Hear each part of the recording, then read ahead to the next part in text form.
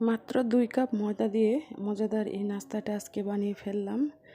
আর আমার কাছে হাঁড়ি ছিল না, তাই আমি বড় বোলটার মধ্যেই বানিয়ে নিয়েছি। দেখতেই পাচ্ছেন আমার ব্রেডগুলোর কত সুন্দর কালার এসেছে। আজকে আমি বানিয়েছি চিকেন বান। তো এটার ভিতরে চিকেন আছে, খুবই সুন্দর হয়েছে কালারটা। চুলায় যে এত সুন্দর কালার আসে যা বলার বাইরে। অনেকেই বলে যে চুলায় কালার আসে না, বাট আমার সবসময় চুলায় এরকম পারফেক্ট কালার আসে। এটার একটু টিপস আছে, টিপসগুলো অবশ্যই জেনে নিতে হবে। তো এখন আমি এগুলোর ওপরে ঘি ব্রাশ করে দিচ্ছি যাতে বানগুলো নরম থাকে। তো রেসিপি দরকার হলে অবশ্যই জানিয়ে দেবেন। মাত্র ২ কাপ ময়দা দিয়ে মজাদার এই নাস্তাটা আজকে বানিয়ে ফেললাম। আর আমার কাছে হাঁড়ি ছিল না, তাই আমি বড় বোলটার মধ্যেই বানিয়ে নিয়েছি।